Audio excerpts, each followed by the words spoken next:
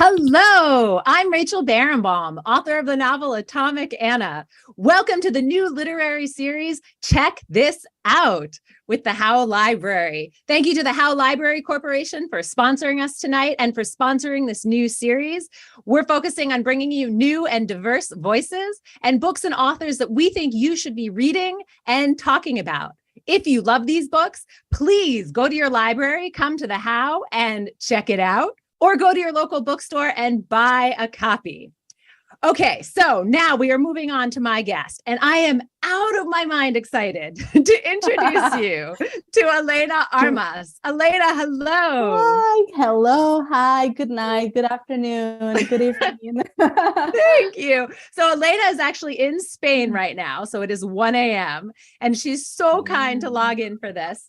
We are going to talk to her about her unbelievable books, her newest novel. This is the beauty right here, The American Roommate Experiment, we will talk about, and The Spanish Love Deception. This was her first one right here. You can see the top New York Times bestseller, instant New York Times bestsellers, both of them.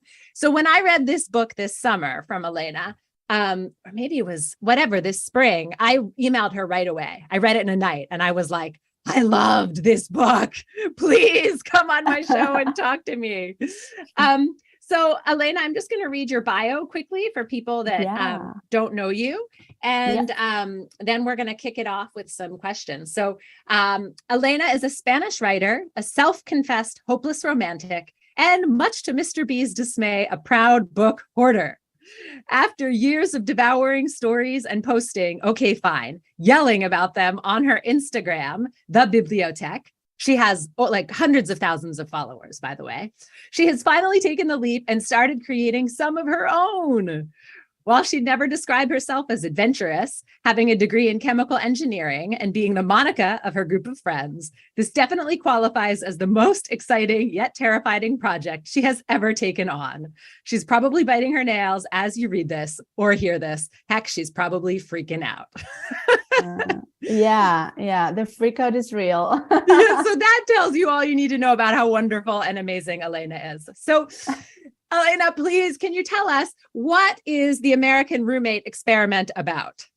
Oh, that is my least favorite question. I'm not gonna lie. I'm awful at pitching my own books. I ended up saying too much or too little and it doesn't make sense, but I'm gonna give it my best. Okay. So the American Roommate Experiment follows Rosalind Graham, who is a New Yorker, an engineer who has just quit her job to pursue her dreams as a romance novelist, which, by the way, has some parallelisms with my life. I'm not gonna lie. And then it also follows Lucas Martin, who is a character that you both characters you meet in the first book, in The Spanish Love Deception, you are introduced to them. And Lucas Martin is the Spanish cousin of Rosie's best friend. I swear this makes more sense than right now from my, from my mouth. And so Lucas, is visiting New York and staying in his cousin's apartment at the same time than Rosie. So somehow, I'm not gonna over-explain this. Somehow they ended up, as roommates sharing this tiny studio apartment in New York. And Lucas offers, very, very kindly to help Rosie with her writer's blog. And they end up going on these amazing dates to kickstart Rose's inspiration. As I said, I'm not good at pitching my books. I think you did a great job. You did a great job. And it is very closely related, as you also noted, to your first novel, The Spanish Love Deception. Mm-hmm. Could you give us a quick overview of that book? Because they are tied together. Yes. So The Spanish Love Deception. Now, this is easier because this easily is summarized. The Spanish Love Deception follows a young Spanish woman who lives in New York City and works for an engineering firm. And, she sees herself in the situation of being invited to her sister's wedding in Spain and not having a date and lying about actually having a date. So as a shocker and, twist of events, she ends up bringing her work nemesis as her fake date and fake boyfriend. And things happen. Drama ensues. Yes. Yes. So these books are so much fun. They are romance, they are rom-com. But they're also, there's some serious points and there's some big ideas in there too. But there are also some super sex scenes in both of them. So they are hot and they are fun, and you will devour them in a night. So my first question for you is, so each of them, you have these intertwined couples sort of, right? Connected. Each book, you can see the characters in each book. So we have Aaron and Lena, and we have Rosie and Lucas. Did you think of them all together, or how did that all come to be? So the thing with this is that when I first had the idea for the Spanish Love Deception for the first book, so I never imagined that I would actually publish that book, because the Spanish Love Deception at first was self-published. So I put it out through Amazon, and then a certain chain of events, let's call it like that, took place, and the book was picked up by a publishing house. But when I wrote that book, I did with no expectations and not even plans for publication.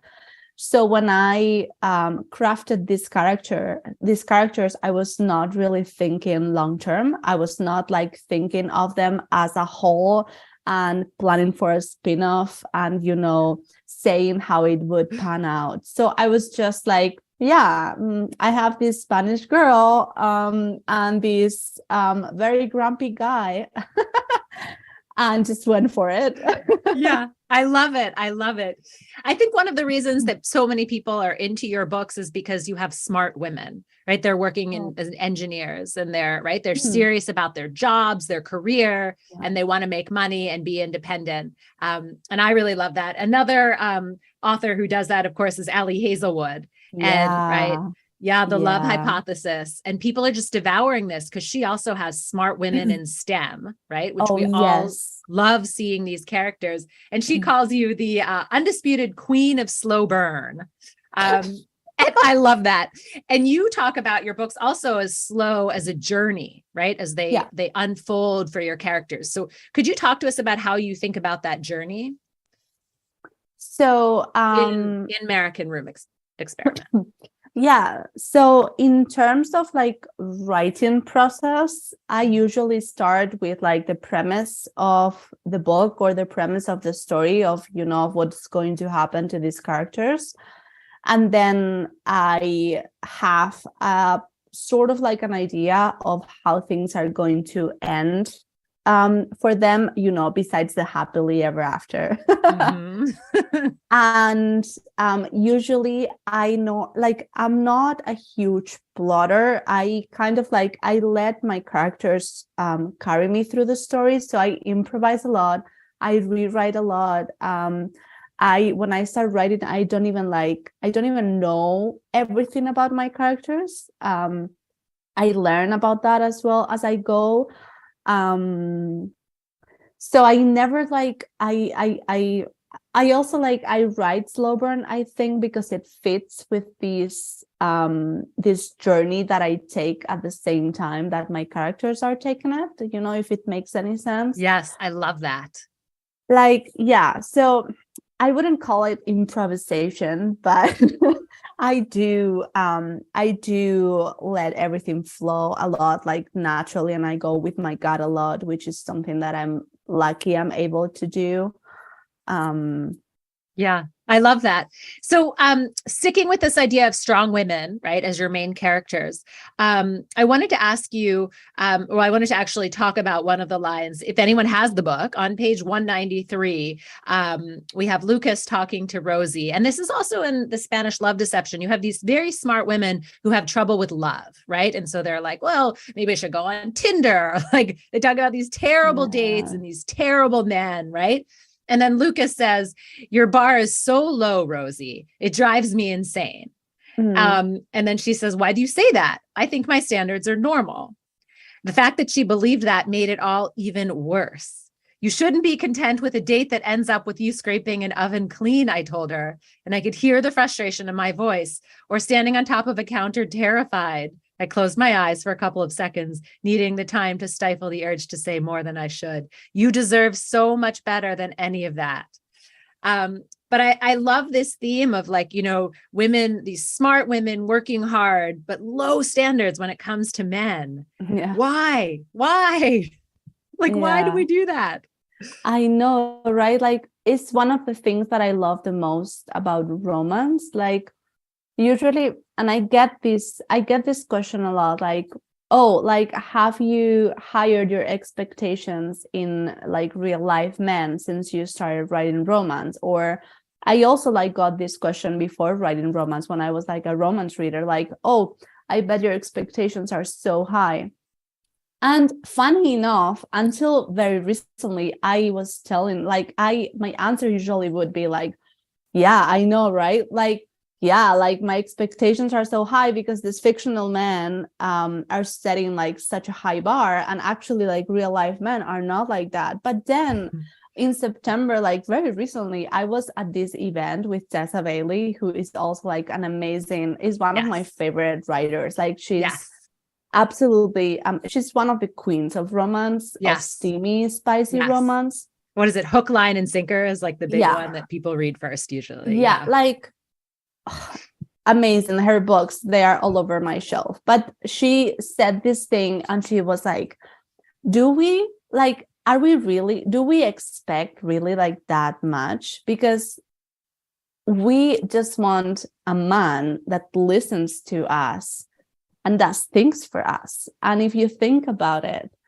when you're reading like a romance novel, it's not that much more complex than just someone that gets you. Like they just listen, they understand, and they act accordingly. Like my eyes were opened in that moment. Even my boyfriend was like in the audience, and I think he saw me like, ding, like, and I realized it's really true.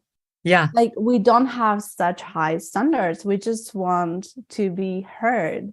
Yeah. But we should have higher standards. Yeah. Well, yes, like but we are not asking for that much. Like we are asking for partnership and for, so it's really sad that we are not even like able to get that sometimes, right? Like, we don't ask for fairy tale. Most romance novels, like, sure, they have this element of, maximized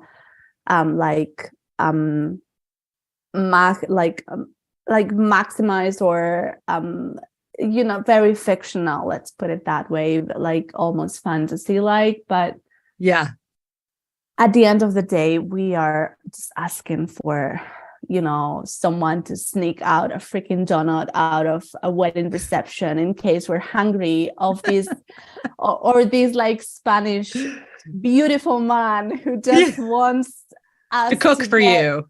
Yeah. Yes. He wants us like well fed, and he will take us on dates to help. Yeah. I loved it. So sort of in this same vein, right? I don't want people to be caught up or scared of these books because they're called romance, right? And there are these amazing sex scenes, because also you go into these wounded characters, right? So both Lucas and Rosie are really like their wounds, right? They're dealing with and family issues, and not only about their own self-worth, but like deeper wounds. So how did you come up with these, the characters, how did you figure out what the right wounds were to put into these books? So usually I start with one of the leads, and I think about what makes the most sense for them. So in the case of the Spanish, well, actually in the case of both books, it was with my female leads, because I think I can relate better to them than to their male counterparts. Mm-hmm.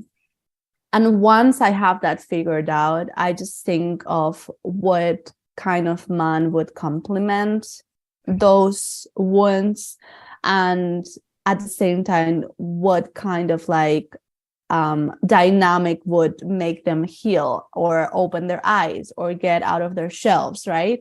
Mm-hmm. So with Rosie, the lead of the American Dreamer experiment, like she's an older sister. She comes from a home like that's like a one parent home. Like she basically raised her little brother, and she's that sweet, vulnerable, kind, selfless person that wants to take care of everybody. Yeah. So and then when she's like struggling, she's like keeping it inside because she doesn't want to worry anybody, because that's what she learned when she was younger and had to take responsibility for things that maybe she shouldn't have. So I think a lot of women really relate to that, right? Like yes, that you had to raise your, whoever, your brother, your sister, you have single parent, right? Dealing with that. You really captured that. Actually, I get a lot of messages from a lot of women who said, listen, I love like your books and I love like Lucas, but I related to Rosie in a way that I never expected. And that is such a huge compliment to me, especially because I think Rosie has a lot of personal traits from me, because we go through similar journeys, more or less. So a lot of my insecurities ended up on her character.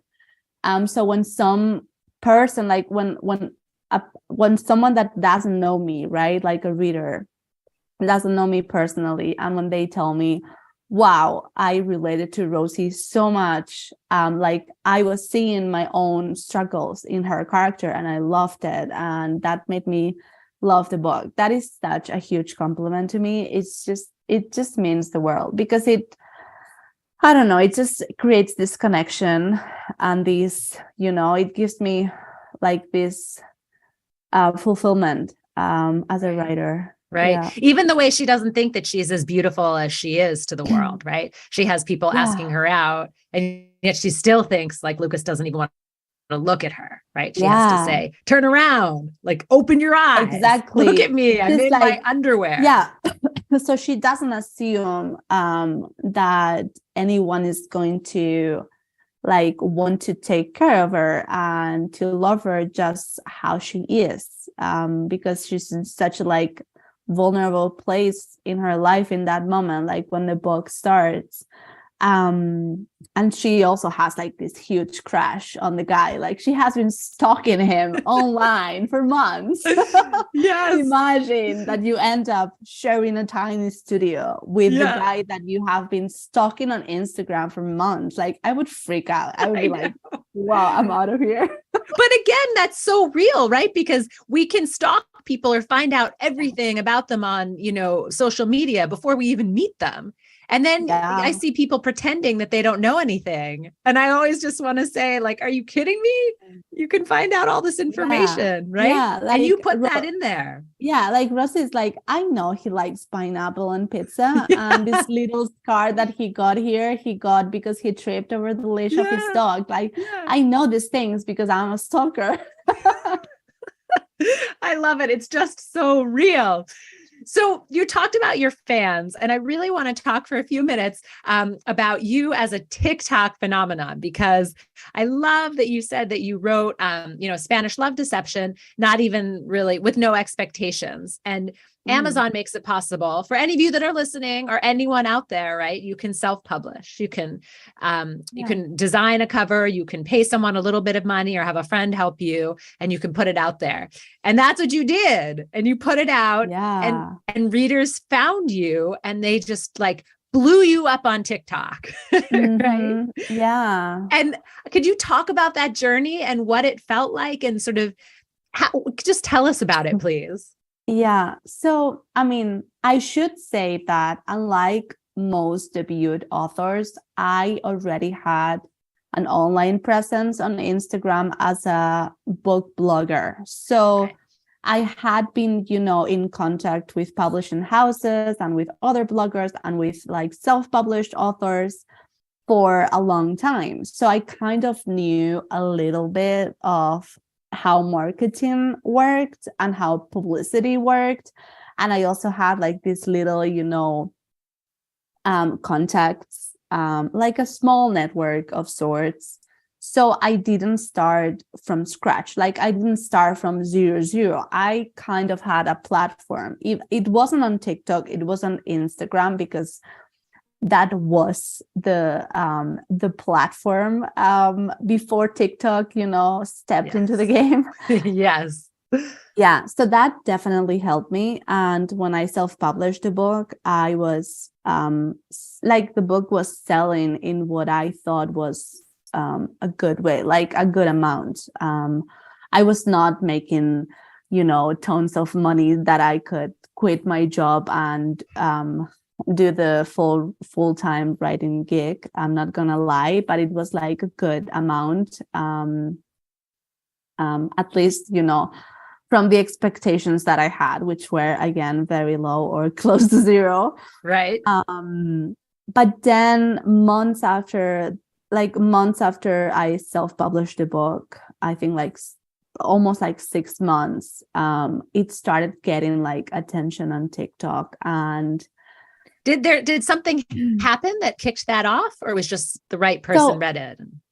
Some people, like some small bloggers or some small like TikTokers started like talking about it, and it was building up. But like, again, it was something very organic and very like normal. Mm-hmm. But then there was this one TikTok, and it was a girl who was telling the plot of the book as if it was her life. And then at the end of the TikTok, she was like, okay, if you enjoy this and want to know how it ends, you can read Spanish Love Deception. And it started getting like thousands, like hundreds, thousands, millions of views, that one clip. And overnight, so the following day, my book sneaked into the top 100 of the Amazon charts. Which is unbelievable. That is very hard to break into the top 100. Which is crazy. Yes, it is crazy because the competition is insane and there's like hundreds of books being published every day. Yeah. So to be in the top 100 of the Kindle store was like bananas. I was like, what is going on? And I thought, okay, so woohoo, this one day that I'm going to be there is great.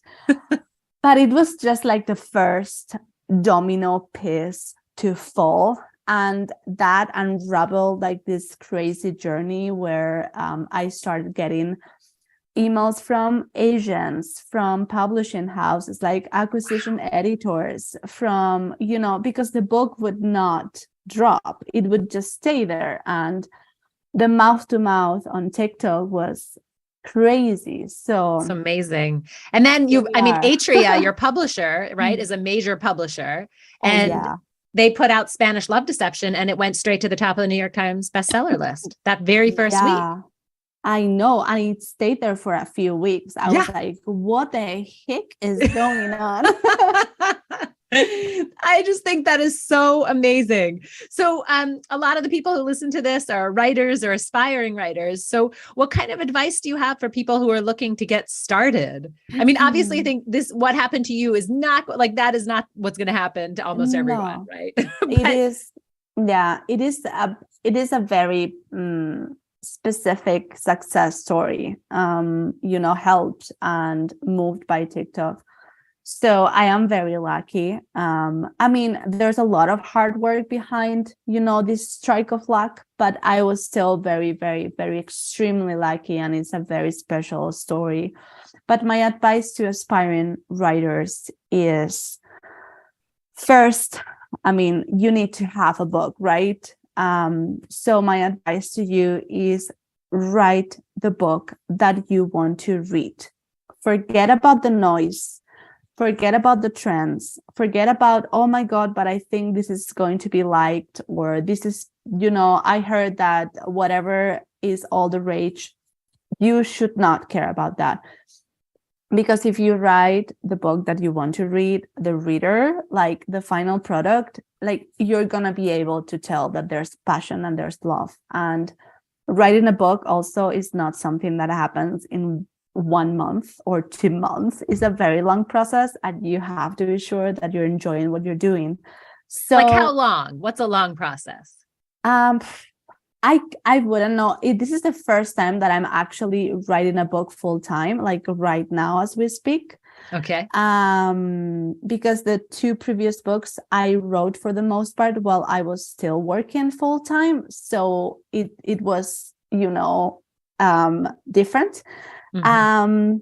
But I think maybe a book could take me 5-6 months to write, like to get that would be something. super fast. Super Yeah, fast. I think it would still be kind of fast. Yeah.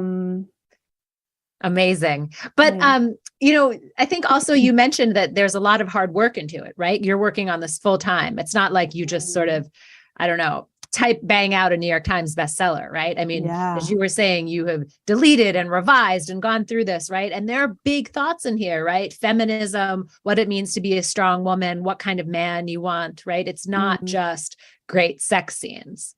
Oh, yeah, of course. And people often forget that a romance novel is, you're able, like, you need to be able to connect emotionally with the reader, and that's not easy. Like, you have to be able to move the reader and to make them feel things for these characters, like whether that's excitement or sadness or frustration or, I don't know, horniness, I don't care, but those are emotions, right? So that is not easy, and I thought I was not able to do it. Like, it was a huge surprise when people loved my debut. I'm not gonna lie, I'm still sometimes second guessing, like, really? Oh no. But yeah, it's not just about the fluff and the cuteness and the sex. There's so many layers.